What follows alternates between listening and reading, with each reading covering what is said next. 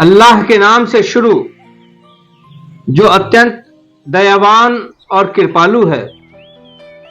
मेरे प्यारे भाइयों, इससे पहले हम लोगों ने इस्लाम के बारे में जो समाज में गलतफहमियां फैलाई जा रही हैं, उनके बहुत सारे विषयों पर चर्चा की। आज जिस विषय पर हम चर्चा करेंगे वो है जानवरों को ज़बह करने का तरीका। ये बात भी समाज में है कि मुसलमान बहुत ही निर्दयता के साथ, बहुत ही जुल्म के साथ जानवरों को ज़बह करते हैं, जिससे उनको बड़ी कष्ट होती है, उनको पीड़ा होती है।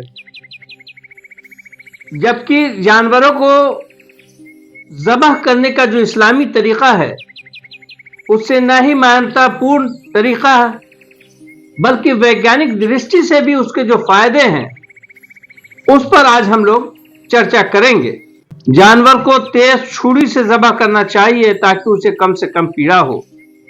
जानवर को गले की तरफ से ज़बह करना चाहिए, इस प्रकार की हलक और गर्दन की खून वाली नसें कट जाएं, मगर गर्दन के ऊपर का हिस्सा जिसका संबंध रीढ़ की हड्डी से है न कटे।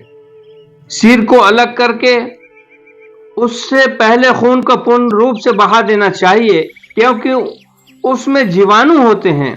अगर रीढ़ की हड्डी वाले हिस्से को जानवर से के मरने से पहले काट दिया जाएगा तो इस स्थिति में सारा खून निकलने से पहले ही वो मर जाएगा और खून उसके मांस में जम जाएगा, जिसके कारण मांस हानिकारक हो जाएगा। दूसरा रीजन, खून कीटाणुओं और जीवाणुओं का स्रोत है। रक्त में कीटाणु, जीवाणु, विषाणु इत्यादि पाए जाते हैं, इसलिए ज़बह करने का इस्लामी तरीका अधिक स्वच्छ होता है, क्योंकि अधिकांश खून जिसमें कीटाणु, जीवाणु इत्यादि पाए जाते हैं जो अनेक रोगों का कारण बनते हैं, इस प्रक्रिया से बह जाते हैं। तीसरा रीजन, मांस लंबे समय तक ताज़ा रहता है। दूसरे ढंग की अपेक्षा इस्लामिक ढंग से ज़बह किया हुआ मांस लंबे समय तक ताज़ा रहता है, क्योंकि मांस में खून का मात्रा कम होता है। चौथा रीजन, जानवर पीड़ा महसूस नहीं करते। गर्दन की नली को तेजी से काटने से मस्तिष्क नाड़ी की तरफ रक्त का बहाव बंद हो जाता है। यह नाड़ी पीड़ा का स्रोत है, अतः जानवर पीड़ा अनुभव नहीं करता।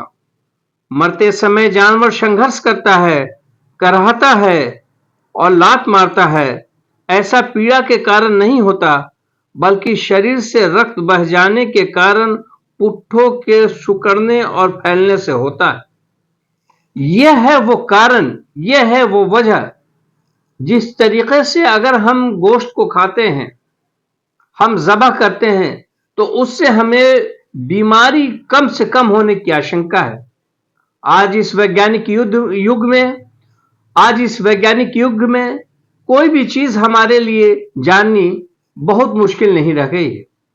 आज साइंस ने यह बात साबित कर दी कि जितने भी तरह के जरासीम पाए जाते हैं, बैक्टीरियाज पाए जाते हैं, वो सबसे ज्यादा ब्लड में होते हैं, उसके बाद स्किन में होते हैं। तो ब्लड के बह जाने के से बीमारी की आशंका कम होती है, उसके गोश्त का जो नुकसान होता है वो नहीं होता है, ब्लड आसानी से बह जाता है। जबकि अगर हमने ऐसे काट दिया, झटके से काट दिया, तो वो जो बहाव है वो रुक जाता है और वो मांसपेशियों में फैल जाता है और वो गोश्त हमारे लिए ज्यादा हानिकारक होता है। इसी के साथ मांसाहारी भोजन के बारे में एक बात कही जाती है कि मांसाहारी भोजन मुसलमानों को हिंसक बनाता है। इसकी भी क्या सच्चाई है, आज हम इसे भी समझने की कोशिश करते हैं। विज्ञान से पता चलता है कि इंसान जो कुछ खाता है उसका प्रभाव इंसान के व्यवहार पर पड़ता है। फिर क्यों इस्लाम मुसलमानों को मांसाहारी भोजन खाने की इजाजत देता है? जानवरों का मांस खाने से मनुष्य हिंसक और निर्दयी बन जाता है, यह सवाल अक्सर हमारे सामने होता है। इसका जवाब देखते हैं। केवल शाकाहारी जानवरों का मांस खाने की इजाजत है। यह सही है کہ आदमी जो कुछ खाता है उसका प्रभाव उसके व्यवहार पर पड़ता है। यह भी एक कारण है जिसकी वजह से इस्लाम मांसाहारी जानवरों जैसे शेर, बाघ, चीता आदि हिंसक पशुओं के मांस खाने को हराम ठहराता है। ऐसे जानवरों के मांस का सेवन व्यक्ति को हिंसक और निर्दयी बना सकता है। इस्लाम केवल शाकाहारी जानवर जैसे बकरी, भेड़ आदि शांति प्रिय पशु और सीधे साधे जानवरों के गोश्त खाने की अनुमति देता है। कुरान कहता है कि पैगंबर बुरी चीजों से रोकते हैं। पवित्र कुरान में है, पैगंबर उन्हें भलाई का हुक्म देता है और बुराई से रोकता है। अर्थात पैगंबर लोगों के लिए उन चीजों को जायज ठहराता है जो अच्छी है, पवित्र है, तथा उन चीजों से रोकता है जो बुरी और अपवित्र है। कुरान की सूरह 59 आयत नंबर 7 में अल्लाह रब्बुल इज्जत फरमाता है, रसूल जो तुम्हें दें उसे ले लो और जिस चीज से तुम्हें रोक दें उससे रुक जाओ और अल्लाह का डर रखो।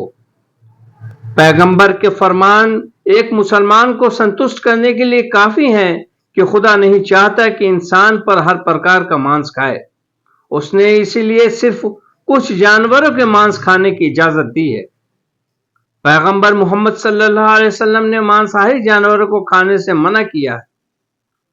मांसाहारी जानवरों से संबंधित सही बुखारी और मुस्लिम में वर्णित हदीसों में हजरत मोहम्मद सल्लल्लाहु अलैहि वसल्लम ने बताया, नुकीले दांत वाले जंगली जानवर अर्थात मांसाहारी जानवर यह ऐसे जानवर हैं जो बिल्ली प्रजाति के हैं, जैसे बाघ, शेर, चीता, भेड़िया, कुत्ता आदि।